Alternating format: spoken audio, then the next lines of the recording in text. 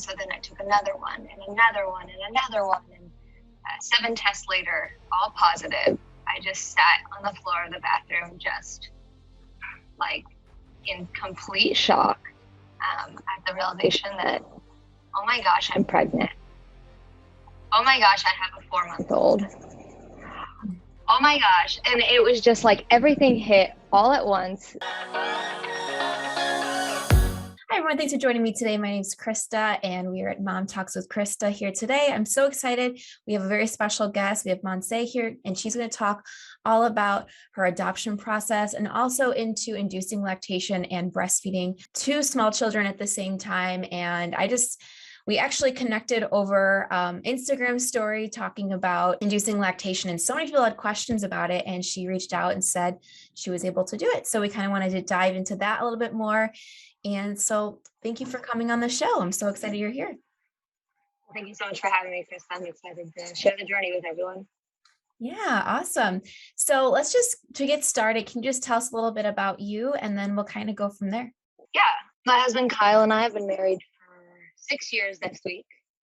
We have 2 small children, 2 dogs, and we're going on our 7th home in the past 6 years. So we're hoping that now we are settled where we're at. We're hoping that this next year of marriage, we don't have any moves. We don't have any big life changes again, because it's been quite the roller coaster. Oh, wow. Yeah, I can only imagine. That sounds like a lot of moving. Oh, yeah. Awesome. So you have this awesome story about your 2 children. And first you kind of talk about an unexplained fertility, like unexplained fertility issues and trying to conceive. And then you end up going through an adoption process. So can you talk a little bit more about this journey and kind of what brought you to where you are today? Before my husband and I got married, we had a lot of conversations about what we hoped our family would look like. And we were pretty set on having a family fairly quickly and having a big family. And we had talked about wanting to have biological children, wanting to do adoption. We played around with the idea of foster care, and really we're just really open with each other about the fact that we wanted to have lots of kids, and we didn't really care how they came to be in our lives. We just wanted to be parents. And so that was kind of going into our marriage. We knew we want to be parents. And we just kind of anticipated that would look a little different than it ended up looking. We thought we would have some biological children, and then when they got a little bit older, that as a family, we would do the adoption process or we would start foster care. And that's just not how it worked out. We ended up, after we got married, we waited until about 6 months in to start trying to conceive. And it was just pretty slow roll. We just assumed it was really just life stresses, new marriage, and we had a couple of deaths in the family and moving. And so we just thought, no big deal. It's just life, like stress happens. And so that was about 6 months in, so about February of 16. And then it wasn't until October of 17 that we decided, okay, we should probably go get checked out and tested. It's been about a year and a half. I'm pretty consistently tracking and trying and nothing. So we were tested in October of 17 and everything came back perfect. They did a couple different procedures and to try and help things out, and nothing really worked. And our doctor finally sat us down and just said that basically you have unexplained infertility. There's a lot of reasons that we label a couple infertile: male pattern infertility, female infertility. And sometimes it's both. But in your case, everything is perfect and it's just not happening. And so in the medical community, they call it unexplained infertility. And there wasn't really anything they could do about it. And so I remember sitting with Kyle and just saying, like, I just wish that something were physically wrong, because then I would at least have closure and I would at least know, okay, this is it and there's nothing I can do about it, and move on with my life. But the fact that it was unexplained made it feel so lofty and just like, maybe it can still happen, and maybe it's something that I'm doing wrong. And I really ended up putting so much blame on myself been carrying that for so long. And we decided to start fertility treatment. So we did that in January of 18, and we're really consistent about it for a year. And I hated every second of fertility treatments. I didn't feel like myself. My body was just not responding well to hormones and to all the medications. And we started special diets and special exercise regimens and all these things that we just flipped our life upside down to try all these treatments. And I just felt awful and realized that we weren't even enjoying our marriage anymore because we were so focused on this fertility and trying to figure out how to get it to happen. And so in February of 19, we just said, you know what, we're done. We're done with all treatments. We're done with tracking. We're done with all of this. And I remember sitting with my husband and pulling out my notebook that I had all these little ovulation test strips taped into for every day. And I threw it away and I said, I will never again take an ovulation test. I will never again take a pregnancy test. I'm done with this. Like I emotionally cannot handle doing this. It wasn't even month after month. It was week after week because I just constantly was checking the pregnancy tests and the ovulation and every day getting up, and my whole day was scheduled around fertility medication, the tests, making sure I did everything that I was supposed to do exactly at the time that I was supposed to do it. And so we just decided we're done with this. It was about a month later that we didn't talk about kids for that whole month. We just stopped everything. And that next month we said, okay, well, let's start just looking into adoption. We said we wanted to adopt. Maybe that's just how we start our family instead of how we end our family.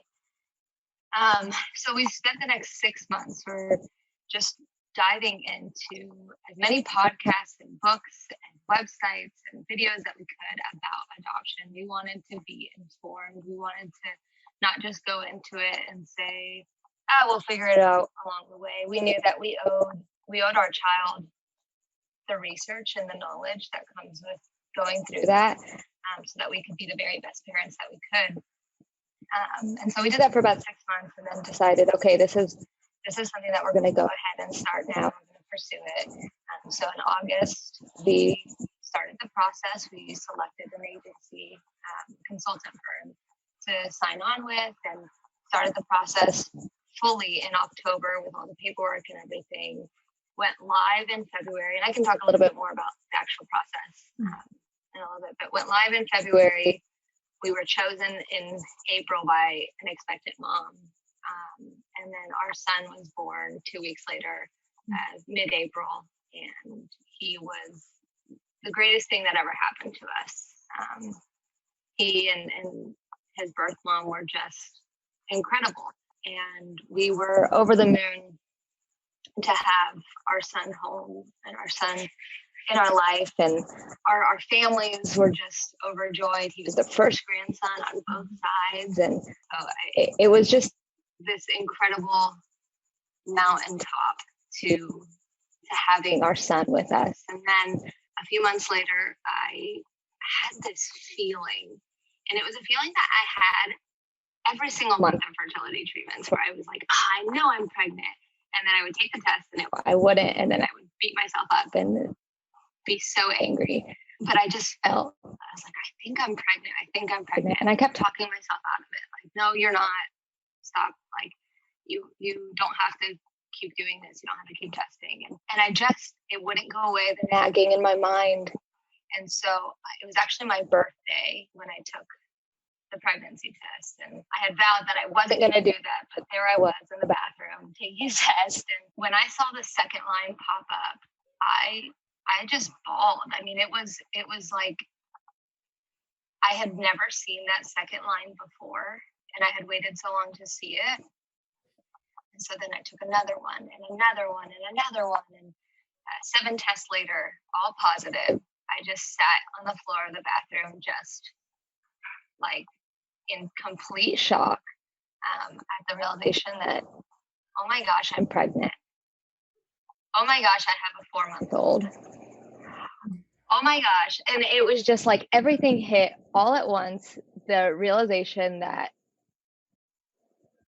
I am a mom to this perfect little boy, and now I have this other baby that's growing inside of me. And how am I going to do it? And as moms, we beat ourselves up so bad, and we're our worst enemies, because I went from this super high of just excitement and joy to suddenly all this fear and anxiety and doubting myself as a mom, doubting myself as a woman. I started thinking, oh my gosh, I'm never going to be able to carry this pregnancy to term. Like, surely if it was this hard to get pregnant, like there's no way that this baby is going to be healthy. There's no way this baby is going to be full term, or there's going to be all these complications, and just start, plaguing my mind with all these negative thoughts. And so after like being in the bathroom for a half hour, going through all of these emotions and everything, I realized, okay, everyone's going to start wondering where I am.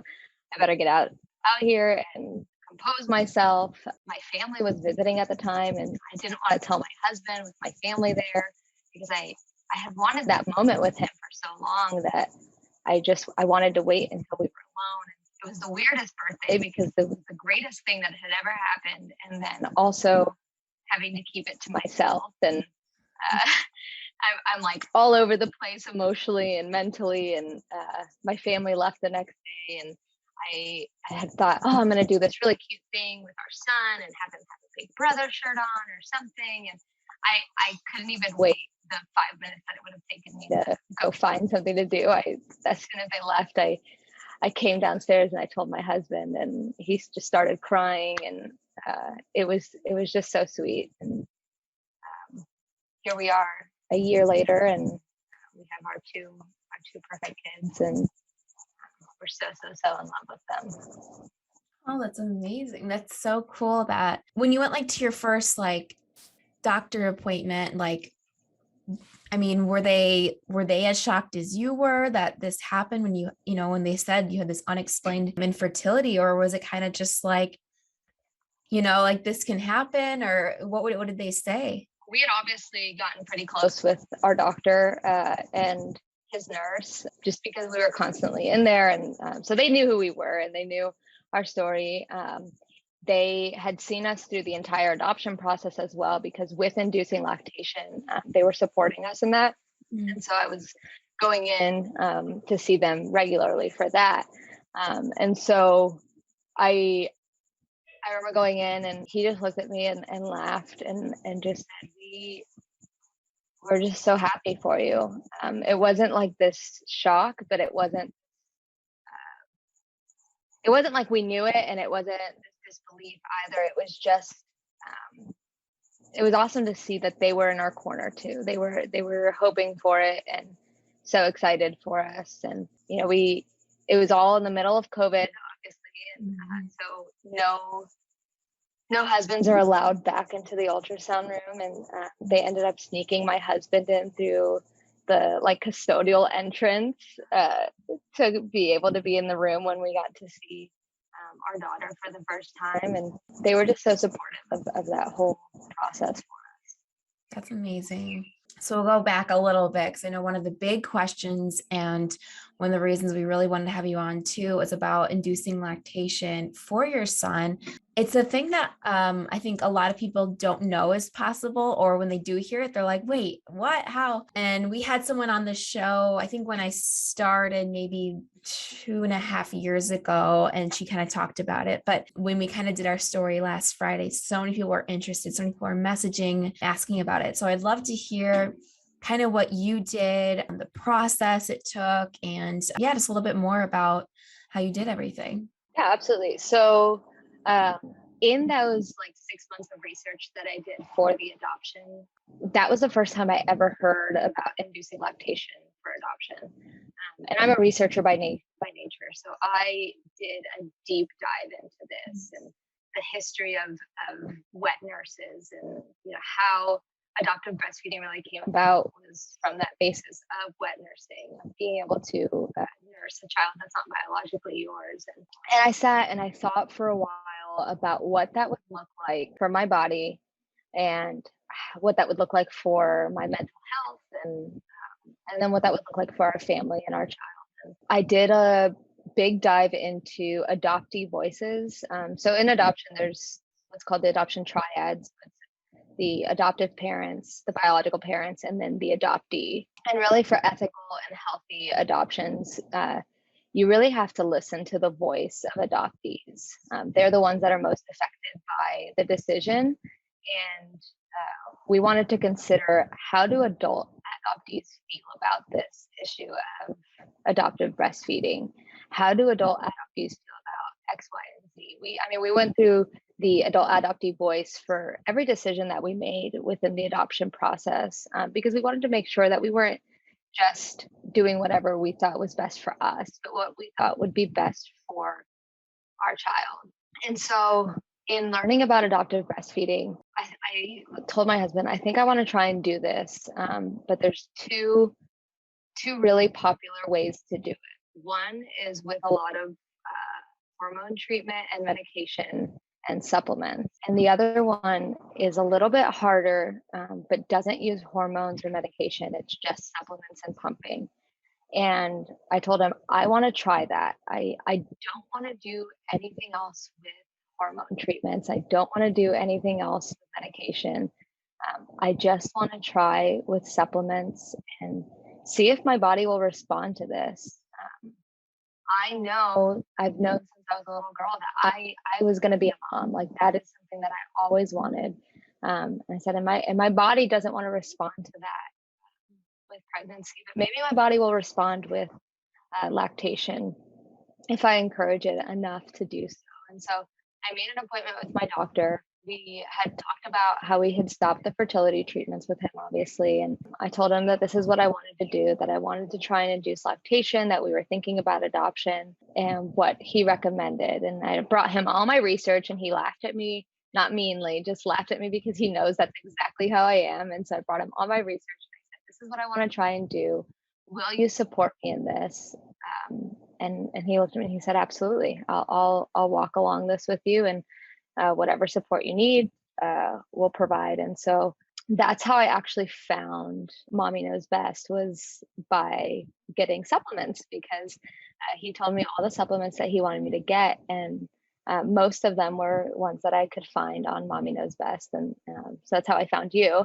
So I started taking Blessed Thistle, Goat's Brew, Fennel, fenugreek, brewer's yeast, and then Shavatari. And I was taking that twice a day, all of those twice a day, and pumping every 2 hours around the clock. And this was before officially starting the adoption process. He had told us that it could take months to be able to induce lactation, and that with the adoption process, you don't know if it's going to happen in a couple months or if it's going to take a couple of years. Some couples, the day they go live, get chosen, and it's that quick. Some couples wait 2 years, wait 3 years, wait 4 years. And so he just kind of said, you can start whenever you want, but just be aware that this is going to be a really emotionally taxing thing for you if you end up waiting a really long time and you're lactating without a baby. Because you're going to go through the whole experience of loss if that's the case. You know, you're going to constantly be reminded that there's no baby there every time that you pump and every time that you lactate, and you're just going to have to emotionally be ready for that. And he set me up with a support group to talk through emotions in case I needed it, and all that, and really just got to work. So I rented a hospital grade pump for the first couple of months and got a couple of handheld pumps from Amazon, got some manual pumps, was able to order one through my insurance. I mean, I tried probably a half dozen different pumps and was really consistent about it. My friends would tease me when we'd go out, we'd go out for drinks or we'd go out for dinner, and here I am carrying my pump with me and sneaking off to the bathroom to go pump nothing really. At this point, I wasn't producing anything. It was just pumping and putting it away, pumping and putting it away. And it was just teaching my body to react to the suckle, react to the letdown, react to, the pump. I was able to talk to work about needing to pump, and had to look into a lot of the legalities behind pumping while not having a child, and what the law states. And thankfully, my work looked at it as me being a lactating mother, despite there not being a child, because we had started the adoption process. And so that was super helpful. We were able to get a private room that I could go to, and pump during the work day. And I just continued to do that. And when we officially went live and I started the process, Kyle and I had talked about, what if the birth mother is not okay with it? Because that can happen. And while she doesn't get a say legally in what we do with the child once the child has been placed legally with us, ethically she does have a voice, and we wanted to make sure that we were honoring her. So we knew that we didn't want to keep it from her. We knew that we wanted to run that by her and just see, what do you think about this? This is something that I really want to do, but I want to make sure that I'm honoring you in this. And so we talked about, well, if that happens, then I'm okay with weaning off of all of this and stopping the process and letting that dream die, because it wasn't worth losing her honor, losing her respect, or having to one day tell our child that we went against his birth mother's wishes for something that we didn't have. That was something that we knew in the back of our minds. And thankfully, once I started producing, very little at first, it was like saving a milliliter at a time of milk in tiny syringes and freezing these, hundreds of tiny syringes with a milliliter in them. And just really believing in myself at that point, once I started producing, even though it was so little. And, as I continue breastfeeding now, like sometimes when my Haka has a milliliter, I'm like, I'm not saving that. And it's so weird to think back to that time where it was like, a milliliter, I have to save this. Like, this is going to nurture this child. And it was just so encouraging to see progress as you went. And then a milliliter turned into 3, turned into 5, turned into 10. And suddenly I was producing an ounce. And it was just so exciting. For one, it was the first time in years that my body was doing what I wanted it to do, that my body was reacting how it should react. And it was life-giving to know that I'm not broken, to know that this works. And eventually, once we did get matched and talked to our son's birth mom about it, she was so excited about it. I remember being so nervous on the phone with her, thinking, oh no, I have to bring this up.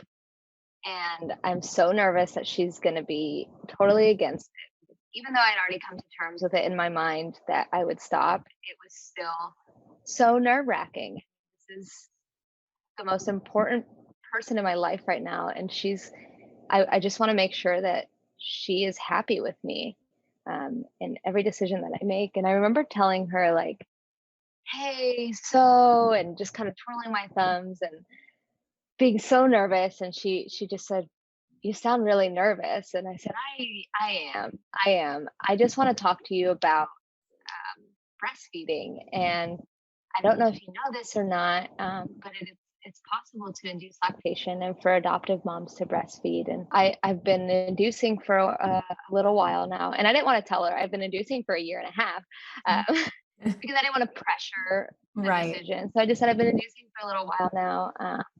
And I would love the opportunity to breastfeed him when he's born, if you're okay with that. And it was like her voice just changed octaves. She was like, oh my gosh, that is just amazing. This is incredible. Yes, 100% yes. I think that breastfeeding him is what's going to be best for him. And that's so cool that you could do that. That's just amazing. And we just kind of left it at that. And so I knew that, whenever we left the hospital, that I would be able to breastfeed him. But I wasn't sure about the actual hospital stay. Those 2 days where legally he wasn't mine. he's hers, and he still is hers in every sense. He's, that's his birth mother. Just legally, he's mine now too. But those 2 days, and I wasn't sure how that was going to work. If the hospital was going to allow me to breastfeed, because legally I'm not his mother, and what that was going to look like. And so we just kind of said, whatever happens, happens. I'm not against formula. Like, I'm not against donated milk. Whatever he needs is what we're going to try and provide for him. With the entire process, everything got kind of flipped upside down, because this is April of 2020 and COVID was new and everyone was terrified and no one knew what it was actually going to look like. And so all these hospitals were closed to all these people. And so suddenly they told us we weren't going to be able to be there for the birth anymore, and that we weren't going to be able to see him when he was born, that we were going to have to wait until he got released from the hospital at hopefully 2 days old. And so just kind of coming to terms with that. But then the day came that he was born, and we suddenly get a phone call from the hospital that says, your room is waiting for you. You better get here as soon as you can. Your son is here. And so we get over there within like 5 minutes. We had traveled down to his birth state a week early, and we were just sitting at this Airbnb across from the hospital waiting to hear something. And we get up to the hospital, and we're thinking, because of COVID and everything that they're told us, that they're going to let us see him through the nursery glass. That we weren't going to be able to actually go into the unit or anything. And when we get there, they had this room ready for us, and they sit us down, and they have this lactation consultant come in, and she tells me, they're going to bring your son in a moment, and he hasn't eaten yet. His birth mom wants you to be the first to feed him. And I just bawled. I mean, it was this moment of realizing that she supported that decision so much that she wrote it into her birth plan so that we would have that opportunity and that we would have that moment. And they wheeled him in for the first time, and one of the nurses had the wherewithal to take my phone and record us meeting him for the first time, and latching for the first time. And he latched immediately and just went to town, and it was the most magical experience. All of it was all these emotions all at once, because here he is finally after all these years. And also, I'm breastfeeding, and it feels so real in this moment. I can't have imagined feeling any more like his mother in that moment than I did. And to know that his birth mom was supporting that decision, that he was chosen for us, that we were chosen for him by her. She met us and said, you two are the people that I want to parent my child and to raise him, and that she supported every decision that we made. And it was just wonderful, and being able to do that. And unfortunately, it wasn't sustainable. I only ever got to that 1 ounce mark. And so we started supplementing with donor breast milk and a lactate system. And I'm not sure if you've ever heard of the lactate system. It's wonderful. I cannot recommend it enough. Even for adoptive moms who want to breastfeed and can't induce, the lactate is wonderful. It's basically this little baggie that you fill with donor milk or you fill with formula, and it has a tiny hose that you attach to your nipple. And when baby latches, they have to suckle in order for the milk to flow. It doesn't just free flow. They have to actually do the action. So it helps your breast react still and continue to produce, but they're also still getting the nutrients that they need from the milk in the bag. And so we were able to do that and supplement with donor milk, and it was just amazing. So cool. I love that. Just like that moment of you being able to breastfeed your son, right away is just, I bet that's one of those memories that you'll remember every detail, everything going on, because it's just such a cool moment. So you were working at that for, you said, about 1.5 years. And was the 1.5 year mark kind of when you started getting that ounce, or was that when you first started getting a little bit of milk? Probably about 10 months in that I started getting the droplets. Okay. And what was that like for you? Like seeing that first time, like, oh, it's working. It was so odd because it was different than what I expected, completely. So when you're inducing the first drops aren't really liquid. It's this like creamy, almost looks like colostrum, but it's not because it physically cannot be colostrum without pregnancy. But it was just this creamy substance, and I remember thinking like, oh no, something's wrong. Like, Mm, and I called my doctor and he goes, nope, that's just your milk ducts like activating. They're pushing out like wow. everything they can before being able to release milk. And then, you'd remove the pump and there would be a huge drop of white milk. And you're like, this is milk. This is my body doing this. It's amazing. And it just was incredible. I mean, to see it and see your hard work pay off, and to know that people probably think you're crazy. There was very few people that knew that I was inducing. One, because it was really personal, and two, because it's really emotional to have to like try and talk through like why I'm doing this. So it was just a Mm, couple close friends that knew, and then my boss at work knew because she was accommodating, and our families knew that we were trying to as well. But that was really it. And so to have our support of our doctor, and to be able to ask him questions and share our progress. And he had actually never had somebody actually induce before. So it was all new to him. But he just followed all the research that I provided, and obviously did research of his own to help support me. But it was just amazing to finally see it like it's working. And I can't give life to a child, but I can sustain life to a child mm, thanks to this. yeah. And it was amazing. I mean, really, I know I keep saying amazing, but it just was. It just to see again my body do what it should do. Mhm. Um, yeah. Yeah, that's awesome. And it sounds like you were also surrounded by so many supportive people, your doctor, your boss, your close friends, your husband. And so it shows just how I think supported you need that support too in those times. Cause I think it can be so discouraging, to do it that long and not see anything, but knowing that you have the support and you've done your research. So that's really commendable that you did all that. Yeah, and we actually went through the first 4 years of that infertility and all the fertility treatments without telling a soul. We kept it to ourselves completely, just my husband and I. And that was so emotionally draining. The day that we decided we need to reach out to people, we need to be supported, we need to be lifted up by other people, we can't do it on our own Mm. anymore, was so freeing. And we remember reaching out to close friends and family and just telling them like, hey, this is what we've been struggling with for the last 4 years. And I know you didn't know this, and you'd never realize that what you were asking us was really hurtful to us. And um, but we were being selfish and not sharing it with anyone, because I guess it was just this idea that if we don't share it, then there's no pain, like there, or pity.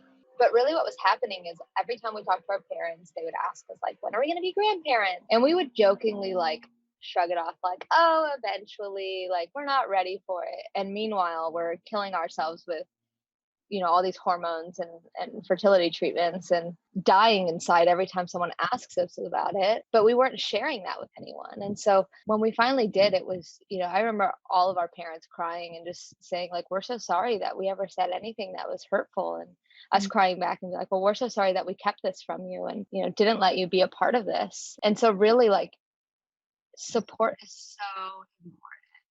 And Mhm. it's so easy to say, I can do this by myself. I can do this by myself. Um, but it's so freeing to realize I can do this by myself, but it's so much easier and better.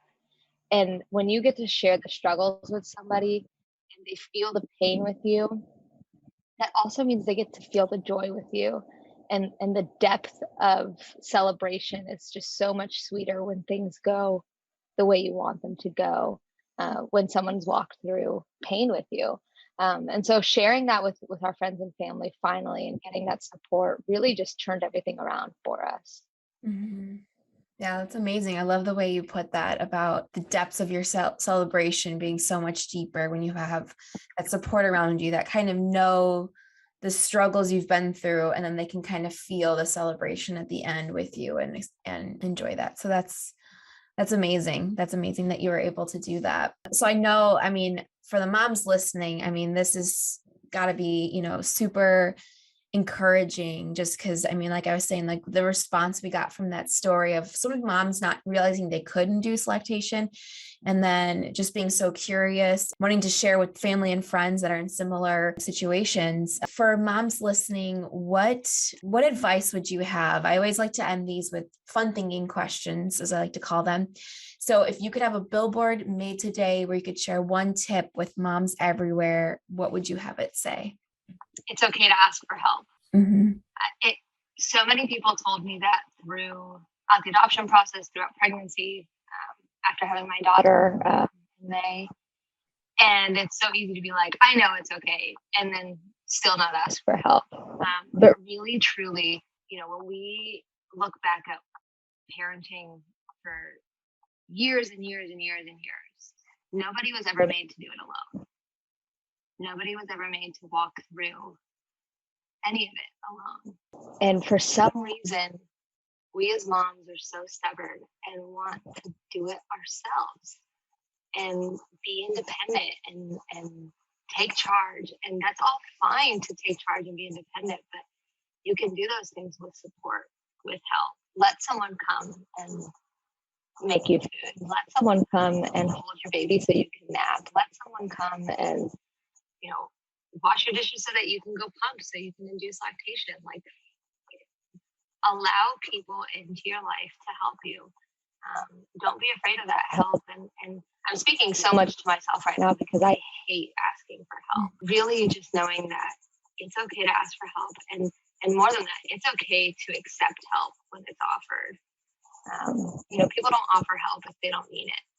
They're not going to come tell you, like, let me come do this for you, if they don't mean it. So let them do it. I know that personally, I love helping other people. And yet for some reason, I have such a hard time letting people help me. And so when we realize that help is this interchangeable, it's all part of community.